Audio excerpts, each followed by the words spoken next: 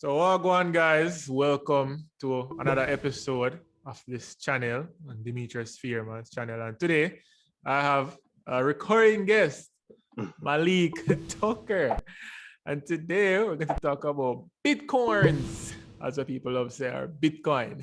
Bitcoin. So we're going to talk about Bitcoins and CBDC. And we're not talking about a way to get high. We're talking about the central digital, I call it digital currency. We're going to talk about the differences. We're going to talk about what are the similarities, how they can be applied, and how people are commonly mistaking cryptocurrency for digital currency. So we'll start right off the bat.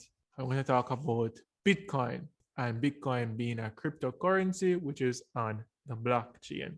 Malik, tell me, what is a Bitcoin? All right. So Bitcoin is basically a currency created on a blockchain, and it keeps a record of every single transaction on the chain.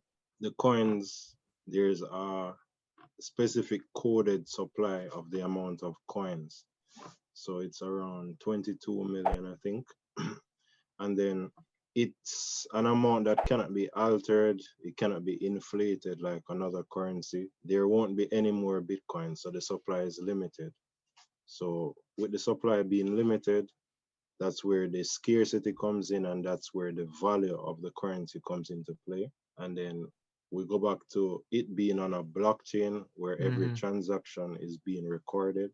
Yes. With every transaction being recorded, it is safer than some currencies where, sometimes you have counterfeits, you have banks doing a little shifty things when it comes to the currencies, or even governments doing funny things, So it's not very safe, and sometimes those transactions, humans can easily alter them. But when it comes to Bitcoin, it's programmed and it's set. So there's no way for anyone to try to even alter it or try to do anything mischievous with it. The biggest problem most people have is that they don't understand. They're saying, why can it not be hacked, or why is it so secure, or what's its purpose? But first they have to understand the blockchain. And basically, as it says, the blockchain is a bunch of blocks that store data. They're not physical blocks, they're digital. They're in cyberspace. So just imagine a block, and each block is linked to the next. That's where it comes with blockchain. And the first block is what they call a Genesis block. And that has the first information. So basically, if I should send send money to Malik Tucker. So Demetress Fairman sends money to Malik Tucker at this date. All of that data will go inside the block. And then some program that is called hashing, or the technique that they use to encode the blocks, is called hashing. So all the information now will generate a unique code. It goes to the next block, and the next block has information from the previous block. So in order to alter the next box, you would have to get into the previous box. And to get into that previous box is not that easy to do, because the output will not necessarily give you the same input. So whatever the second box generates, even if you put in information, it will not generate the input. So it's not that easy to hack this system. They used some numerical programming called SHA-256. So it's not that easy to decode it. It's not the average man. And even if the average man can decode it, he'd have to decode all the transactions before the one that he wants to get into. So it's a tedious process, and it is not necessarily feasible for them to go through all of that. So the blockchain keeps a record of all transactions, and it protects all transactions. And to basically change a transaction, you'd have to have like 51% of the blockchain trying to go against the other 50%. And that not gonna really happen, because you can't influence 51% of all people on the blockchain to go with hacking the blockchain, right? Yeah. So it's the blockchain is something very interesting, and you have to do a lot of research on it to really kind of understand it. And then once you understand it, then you'll understand the security of Bitcoin. But enough of the blockchain, because we're talking about Bitcoin. And Bitcoin is a peer-to-peer service. Yeah. So I can buy a phone from Malik without going through eBay, Amazon, or any selling platform. I just transfer money to him, he transfer money to me, and as long as all criteria are met, then the transaction is approved. That would be directly to my phone. So not Yes. through a bank, from his phone to my phone, Mm-hmm. directly to my digital wallet. Mm-hmm. So So that's there's the peer-to-peer system. Just like when you download torrents illegally and I say streaming or peering. When you see that on the computer, that's basically a peer-to-peer network. You're getting the movie, but not necessarily one person owns it. You understand it? So that's how the blockchain basically works. All right. So Bitcoin secure and it's not owned. So Malik, expound upon the idea of Bitcoin not being owned by one entity. all right. So with currencies, they're centralized. So they come from a Federal Reserve or a central government body in which they have the power to issue as much of that currency as they want. Mm-hmm. The only thing is that it affects certain policies where you might devalue your currency, or you can even take back some of the currency and that will push the value of it up. But Mm-hmm. where Bitcoin is completely decentralized, meaning nobody can control the supply of it, it's set, and there's nobody who can influence the supply nor the demand of it. It's completely out there, covered by code, and there's no government entity. There's no one body of people who can say they're going to move the entire currency like that. Say if somebody says they want to say something like that everyone can relate to, like give stimulus, there's Mm-hmm. nobody that can say they are going to give out free Bitcoin to everyone because of any certain reason, and that can cause the value of the Bitcoin that you hold to lose value. Mm-hmm. No, it's completely decentralized. So there's no one person who can influence a big move in Bitcoin. Bitcoin is completely, it's almost fully for the people, like everyone, and everyone can just hold a portion of Bitcoin. But it's not that somebody holds like a large quantity of Bitcoin, or they can just get up and make Bitcoin or get up and put a value to it. It's the value completely comes from the supply and demand of everyone that owns mines and controls some, but nobody really owns a large quantity of it. Mm-hmm. So when it comes to, like I just said, the stimulus package, it's causing it's good. People are getting their money, but at the same time, it causes inflation, because if you have more of a note, a dollar note, in the economy, and it causes inflation because you're printing more. It doesn't give it more value, it devalues it, because there's more of something, then the less the value is. So with the, what you call it, the Fed in Yeah, the America, Federal Reserve. the Federal Reserve that owns the US dollar, they can print as much as they want. They can decide to say, okay, I am going to stop printing. Just like what the Bank of Jamaica did the other day, when they told banks to not really tell the banks, but they said, okay, I would advise you guys to stop declaring dividends and maintain the amount of money, their cash reserve.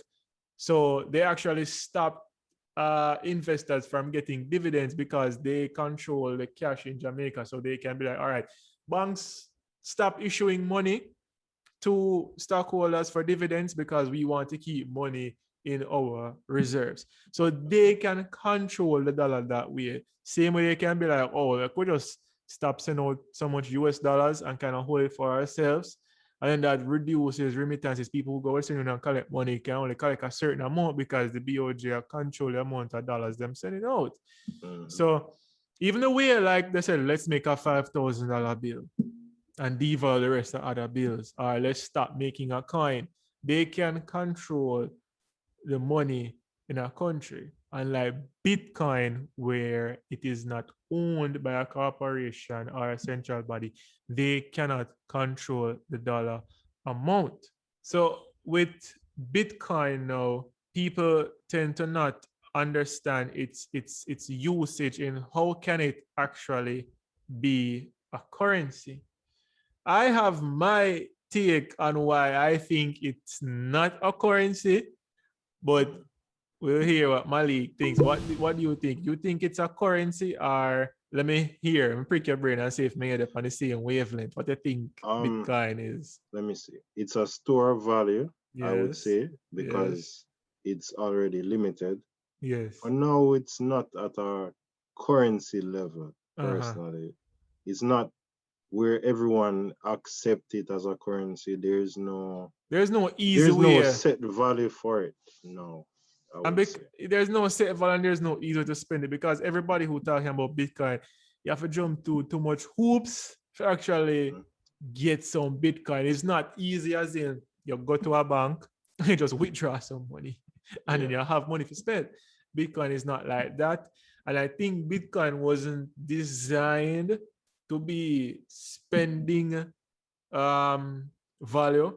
I think it's, as I say, store of value, just like gold. You know, so nobody walking with no gold block right now for purchase grocery. So I think Bitcoin is the same thing. People have Bitcoin and use it as a store of value. Their money, what they spend, whether digital or fiat or whatever money they have, will outpace inflation, or has a better chance of actually keeping its value over time, just like gold. Bitcoin is like digital gold. And because we know we actually know the limit of Bitcoin, that is only 21 million that's ever going to be mined, you can associate value on it. You can have, this is it, it won't go any higher. So that is what, to me, makes Bitcoin not a spending utility, but actually a store of value utility. The main purpose of Bitcoin was for peer-to-peer transactions. So I feel that eventually, when everything is completely mined and it's fully stable, like all Bitcoin is out, everyone has probably purchased, everyone is more accustomed to it, and it's like facilitating trade. That's when it will become a currency. Like, okay, this is the amount that is out there now. This is the value. Personally, I think just to have exposure to everything, just to speculate, just in case your reward is greater than your risk. You can always make more money. Then the opportunity to just even speculate against a currency that might hold value better than gold, that might clearly, on a macroeconomic scale, if you look at it, the currency, the US dollar currency, there is no way for it to not get inflated. There's no way. Tax dollars can't just cover all of that money that was just printed. There's no possible way. Trillions. There's no way. There's no way. And it's obvious. They put it out to you. They're doing this. They have another infrastructure plan coming out. And the way that they plan to do it is probably a global minimum tax, like everywhere, and that's coming from Janet Yellen. So look at this. If there's a global minimum tax, and if there is a central bank digital coin that every bank uses, they can tax you without having to come and say, give me the money. We'll just take it back. Exactly. So because at the end of the day, whether digital or in your pocket, they own it. So if the cash in your pocket right now, because it's owned by them, the bank get the money from BOJ. So BOJ owns the money, can be like, all right, we're not going to print no more money. Or we're going to print whoop of money and devalue on a currency. So that's the benefit with the cryptocurrencies, because they're made and not by an entity, and they're governed by the blockchain, and it has to be approved, and the blockchain, it has to be approved by majority of the chain for it to actually make sense. We're going to digital currency, and we see that Jamaica right now is in a testing phase for the CBDC, their digital currency. And we know that China is way advanced in their No, CB. it's out. It's out. It It's came out, out I think, yesterday. because I have friends that went to China and they say like using WePay or anything like that. Just have a barcode on their phone and they go around, scan it, boom, that's it. Yeah. The money comes off their account, and we like efficiency. It's great. It's great, yes. It's great efficiency. It has its place in society. I am not against it. I just want to show people the differences and not to confuse them. So the digital currency is the same as the fiat money that you have. And fiat money is that certificate you have in your pocket that you associate with value. So if it have $100 on it, it's not to say, oh, this is actually 100. It's just a certificate to say that this is associated with $100 value. So this is my certificate to you, and you're trusting me that this is actually worth $100. That is the fiat currency, the money that you have in your pocket. Yep. The digital is going to be exactly like that. So it's not going to be at the bank is going to make a cryptocurrency like Bitcoin. It's going to be decentralized. No, the government and the bank will not do that because it doesn't benefit them. Mm-hmm. It doesn't benefit them at all because they cannot control what is decentralized. So that notice that they didn't say it's decentralized currency. It is a digital representation of the fiat. So honestly, the governments, I know that they might want to have a closer interaction with the citizens. Interaction or control. Control. Control is the right word. That's what Yes. that's what I think. Control is the right word. And it might seem like the stimulus and stuff like that is really helping people, but they're putting you in a support, and then that's where they start to have more control over what you're doing. They can really track all of your transactions if you're using a central bank digital currency that's directly connected with the government.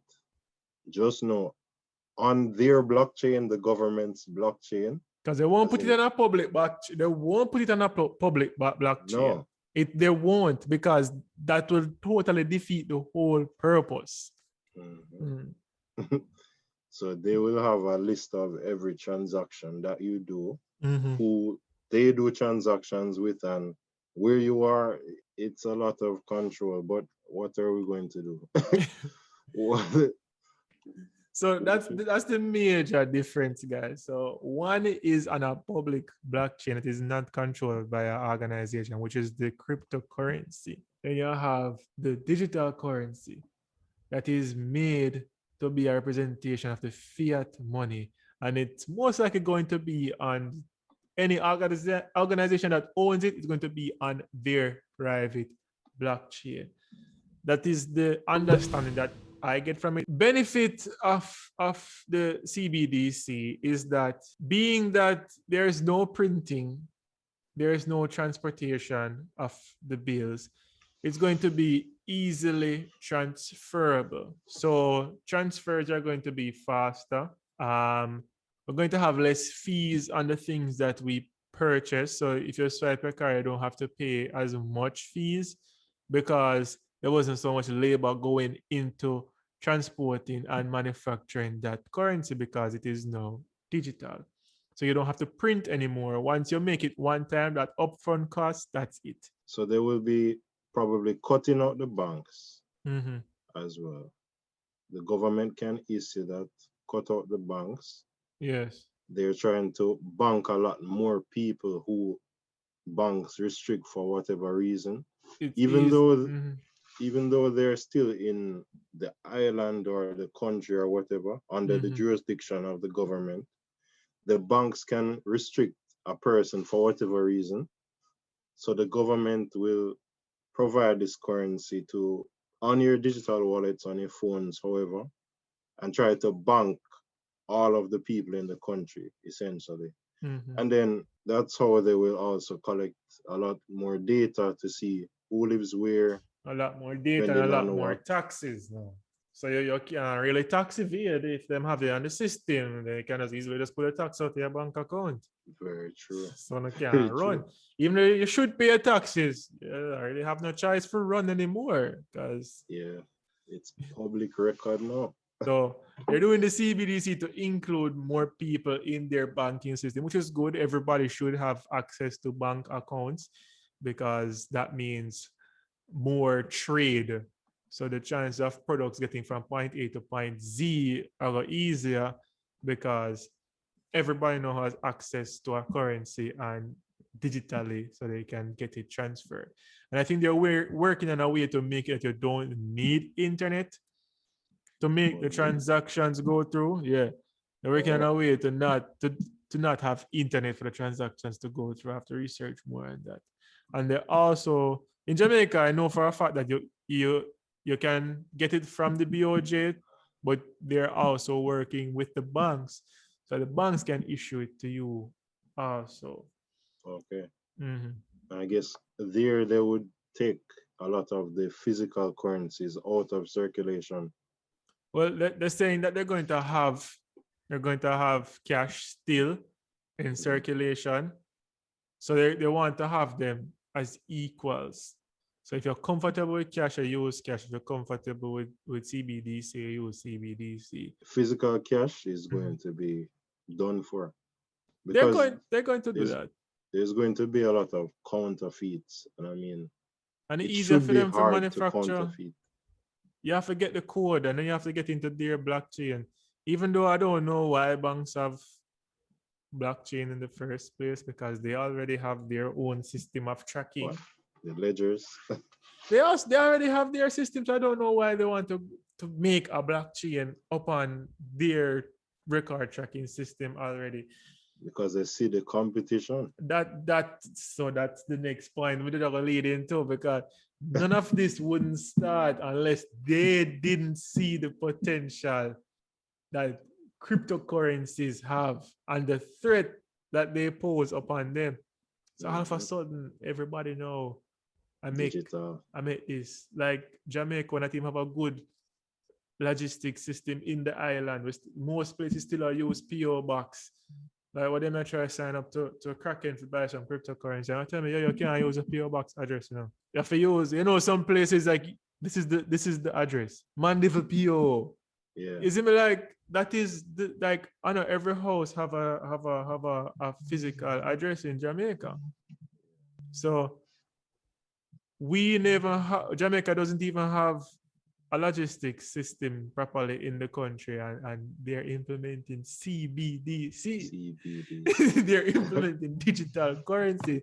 They don't want to be left behind because the rate that cryptocurrency is going, it's pushing a lot of people hands to, we need to act fast. So another green aspect when it comes to CBDC is the fact that transfers are going to be virtually seamless.